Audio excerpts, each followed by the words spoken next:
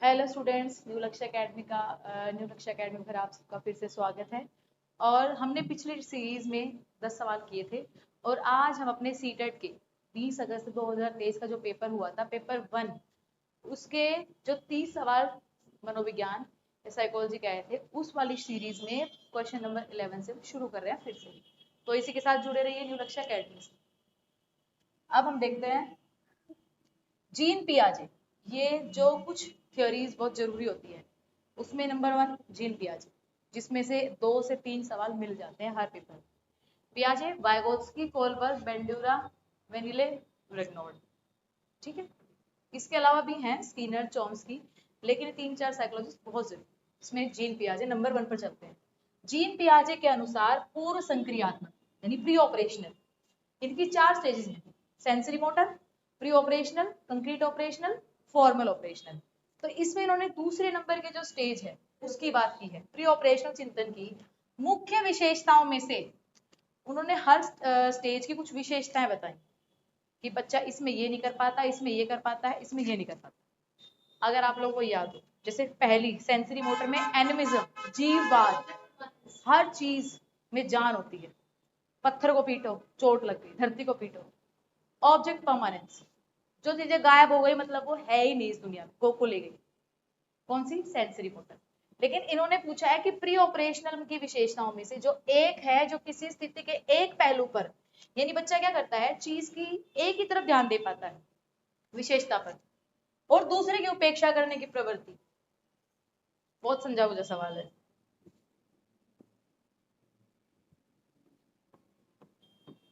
ज्यादा कौन से हैं?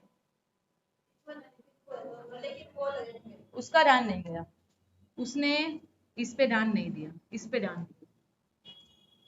ठीक है, तो ये विशेषता की बात होगी।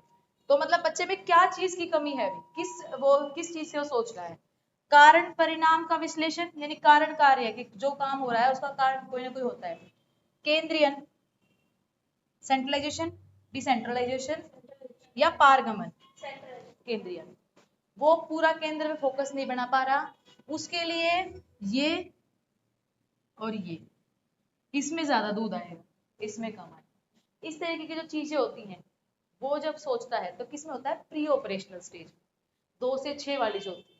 ठीक है, तो इसमें क्या है बेटा, उसके अंदर किस चीज की कमी है? केंद्रीय। ठीक है, क्लियर?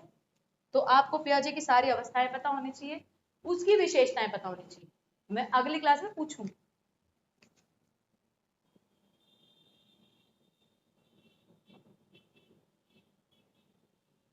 12वां सवाल, प्रारंभिक बाल्यावस्था।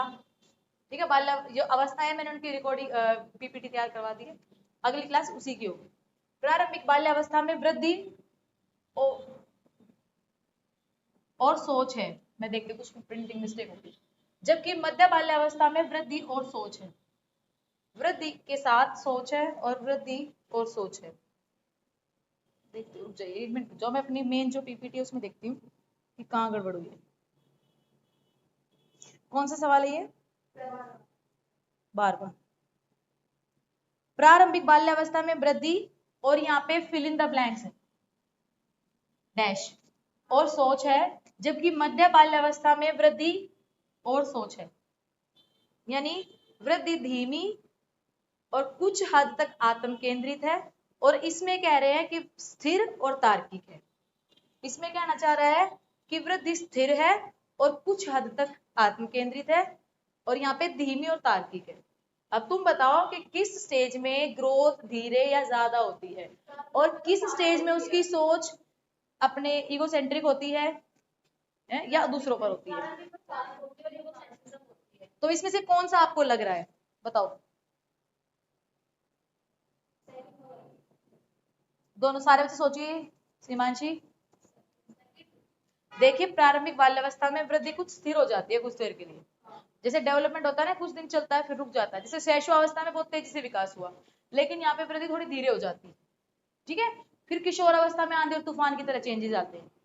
ठीक है, तो यहाँ पे क्या है बेटा, ऑप्शन नंबर बी, प्रारंभिक बाल्यावस्था में वृद्धि स्थिर है, कुछ हद तक आत्म केंद्रित है।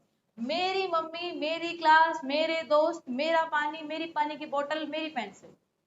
ठीक है, और यहाँ पे क्या है, जबकि मध्य बाल्यावस्था में वृद्धि धीमी चल रही है, या तो स्थिर या धीमी है, और लेकिन उसका जो चिंतन है वो तार्किक, ठीक है, वो हर चीज के पीछे रीजन देगा। मैं इसको अपनी पेंसिल इसीलिए नहीं दे रहा क्योंकि इसने मुझे अपनी कॉपी नहीं दिखाई, ऐसा नहीं है कि मेरी वाली बात नहीं, रीजन है उसके पीछे, उसने कोई ना कोई तर्क दिया है, ठीक है। तो बेटा प्रारंभिक बाल्यावस्था में वृद्धि क्या होती है, स्थिर हो जाती है, यानी एक बच्चा हमें लगेगा यार कभी लंबा भी होगा कि नहीं होगा, ये रुक गया इतनी ही रहेगी इसकी हाइट, तो वो एकदम से फिर आगे पूरा बड़ा हुआ दिखाई देता है ना। तो यहाँ पे स्थिर हो गया और आत्म केंद्रित हो गया, फिर से दोबारा उसकी वृद्धि शुरू हुई मध्य बाल्यावस्था में, लेकिन धीमे धीमे, और उसकी सोच कैसे हो गई, रीजनेबल एक तरीके से, तार्किक। समझ में आ गया बच्चों? कुछ वो नहीं दे रहे तुम लोग रिस्पॉन्स? निम्नलिखित में से कौन सा स्थूल गतिक कौशल है, ये सवाल हर बार आता है, हर बार पेपर में। सूक्ष्म, स्थूल, ग्रोस और मोटर, स्थूल, ग्रोस मोटर स्किल। अभी देखते हैं, जिसमें हाथ पैर सबका इस्तेमाल करता है, और मोटर स्किल में क्या होता है, उसमें फाइन मोटर स्किल में टिप्स वाले काम से करता है। बुनाई, तैरना, एक कागज पर वृत्त की रूपरेखा के अनुसार काटना, एक कागज पर एक बड़े आयत की रूपरेखा के अनुसार काटना। अब तुम बताओ, मैंने कहा टिप्स का इस्तेमाल करता है फाइन में, सूक्ष्म गतिक कौशल में, स्थूल में हाथ पैर सबका इस्तेमाल करता है, साइकिल चलाता है, बाल्टी उठाता है, ऊपर नीचे उतरता चढ़ता है। अब देखो इसमें बुनाई में क्या कर रहे हो आप, ऐसे ऐसे करके करते, तो ये चीज इस्तेमाल हो रही है, ये कौन सा है, फाइन, इसका मतलब ये नहीं होगा स्थूल में। दूसरा, तैरना भी छोड़ते हैं, एक कागज पर वृत्त, पहले इसमें वृत्त बनाया, ऐसे तो बनाया, ऐसे थोड़ी बनाया, या ऐसे ऐसे ऐसे थोड़ी काटेगा वो, ऐसे तो काटेगा ना, ठीक है। फिर आयत बनाया उसने एक, अब वो आयत को भी इसी तरीके से काटेगा, ना कि ऐसे ऐसे काटेगा। तो यहाँ पे स्थूल क्या हो गया बेटा, तैरना, जिसमें वो हाथों पैरों का पूरे तरीके से इस्तेमाल करता है, ठीक है साक्षी। वो उसमें सूक्ष्म में क्या होता है, टिप्स और उंगलियों का इस्तेमाल, हाँ लिखना, इस तरीके से, ठीक। तो ये हो गया, अगले सवाल पे चलते हैं। भौतिक वृद्धि और विकास, विकास के और डैश सिद्धांतों का पालन करते हैं। वृद्धि और विकास किस चीज का वो करते हैं, कैसे चलते हैं विकास और वृद्धि, बताओ। देखो इसमें तरीका पूछा, हाँ, पैरों से सिर की तरफ, सिर से, तो क्या होगा, शीर्षगामी, मतलब सिर से पैर तक, और अंदर से बाहर, हार्ट से दूर वाले पार्ट में बाद में, पहले हार्ट के पास वाले, पहले हाथ उठाना सीखेगा, हाथ मारना सीखेगा, फिर उंगलियां मारना सीखेगा, फिर इशारा करना, ये बिल्कुल ये, वरना ऐसे ऐसे ऐसे ऐसे करेगा, ठीक है। और ये क्या है, जैसे पहले जब छोटा बच्चा होता है 2-3 महीने का, वो पहले गर्दन उठाना सीखता है, ऐसे उल्टा लेटा दे तो पहले यही वाला हिस्सा उठाएगा, फिर धड़ उठाएगा, फिर पैर, इस तरीके से वो फिर बैठना सीख जाएगा, फिर चलना, फिर दौड़ना, ठीक है। तो ये होगा बेटा शीर्षगामी और समीपस्थ, यानी आंतरिक से बाहरी, क्लियर, 20 का जवाब होगा। अगला,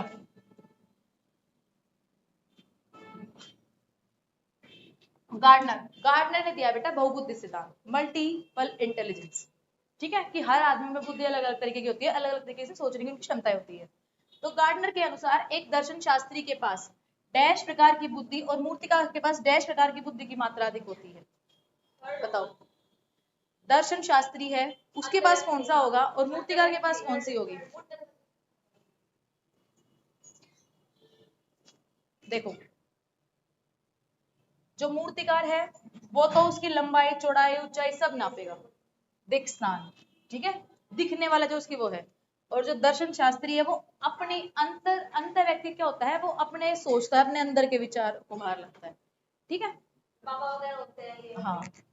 तो बेटा ये भाषिक नहीं था, दर्शन शास्त्री में दिख स्थान वाला तो मूर्तिकार या इंजीनियर वगैरह होते हैं, और अंतर व्यक्ति ये नहीं होते, अंतर व्यक्ति ये जो भाषण देने वाले नेता वगैरह वो सब होते हैं, ठीक है। ये क्लियर है, वैसे पढ़ा है तुम लोगों ने, कहीं नहीं पढ़ा तो पढ़ लेना, वेरी गुड, मुझे तुमसे यही उम्मीद है कि तुमने सब पढ़ रखा होगा, वरना मैंने आज किताबें और मंगवा दी है तुम्हारे लिए, हिमांशु लेकर आए होगी, उससे पूछ लियो। अनुभवात्मक अधिगम किस पर बल देता है, एक्सपीरियंस लर्निंग, बताओ। बच्चों के अधिगम पर, शिक्षक के नियंत्रण पर, सीखने में पुनर्बलन की भूमिका पर, आलोचनात्मक प्रतिबिंब के महत्व पर, एक प्रक्रिया के बजाय अधिगम के एक उत्पाद के रूप में देखने पर, बताओ। लेकिन हम तो इस पे सी लगाएंगे। अगर आपको अनुभव है तो आप क्रिटिकल तरीके से भी सोच सकते हैं। अगर आपको अनुभव ज्यादा है, सीखने में पुनर्बलन नहीं हो पाएगा। आपने जो चीज ज्यादा बार कर रखी है उसको आप बार बार करने में इतना इंटरेस्ट नहीं लोगे। लेकिन मैं कहूँ, अब मेरे सामने ही कोई साइकोलॉजी पढ़ाने वाली टीचर है जो मेरे जितने एक्सपीरियंस हो, ठीक है, तो हो सकता है उसके और मेरे विचारों में कुछ ना कुछ मतभेद हो जाए। वो क्या होता है? क्रिटिकल एनालिसिस, आलोचना। क्योंकि उसके पास भी अनुभव और मेरे पास भी अनुभव। वो पियाजे को उसी तरीके से अलग तरीके से पढ़ा है, मैं अलग तरीके से पढ़ाऊँ। ठीक है, तो ये क्या हो गया बेटा? यही क्वेश्चन गलत हुआ तुम्हारा जो तुम कह रही थी कि आलोचनात्मक प्रतिबिंबन। ठीक है, एक जो क्रिटिकल एनालिसिस एक तरीके से हो जाता है जब हमारे पास अनुभव होता है, वो हम कर सकते हैं। वरना अगर आपके पास एक्सपीरियंस है और आप बार बार वही चीज कर रहे हो तो आप बोर हो जाओगे, पुनर्बलन नहीं मिलेगा उससे। बच्चों, अगला 17 नंबर मैं जल्दी इसलिए करा रही हूँ ताकि आपके पेपर में टाइम वेस्ट ना हो और आप फटाफट इस वीडियो को देख पाए। सीखने में समस्या समाधान कौशल को बढ़ाने के लिए निम्नलिखित में से कौन सा प्रभावी तरीका है? स्वतंत्र चिंतन को हतोत्साहित करना। हाँ भाई योगेश, हतोत्साहित कर दे चीजों को कि तुमसे नहीं हो पाएगा, तुम नहीं कर सकते। अच्छी बात है कि गलत? तो डिमोटिवेट करना और घोषणात्मक ज्ञान पर ध्यान केंद्रित करना। मैंने जो बोला है तुम बस वही याद करो, काम हो जाएगा। ये बात सही है गलत है? गलत है। उससे बच्चा एक डाइवर्जेंट थिंकिंग जिसे कहते हैं ना, वो नहीं कर पाएगा। मतलब वो कई तरीके से नहीं सोच पाएगा, वो बस एक ही चीज, अरे सर ने कहा ये कर लो, इससे हो जाएगा।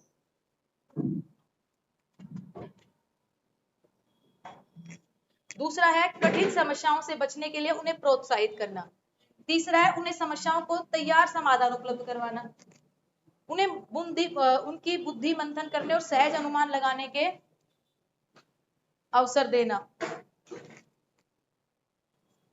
तो समस्या समाधान, उसको बोलो भाई थोड़ी देर बाद आ जाए तो आ जाइए, आधे घंटे बाद।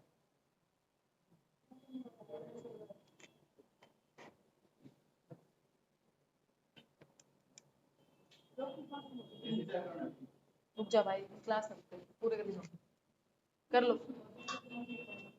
तो इसका जो जवाब होगा वो होगा उन्हें बुद्धि मंथन करने और सहज अनुमान लगाने के अवसर देना। ठीक है, ताकि वो समस्याओं का जो समाधान है वो खुद करना सीख जाए, उन्हें मौका दो, करने का अवसर दो। ठीक है, तो इसका ये जवाब है। Next question, question number 18।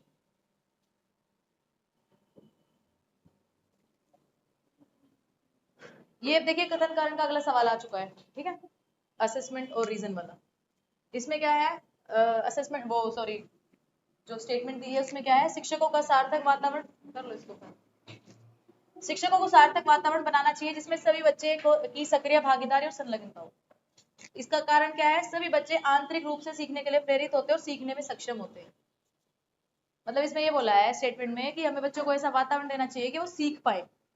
और रीजन क्या है? कि हर बच्चे के अंदर सीखने की क्षमता होती है। तो इसका क्या होगा? ए बी सी डी, बताओ कौन सा जवाब होगा?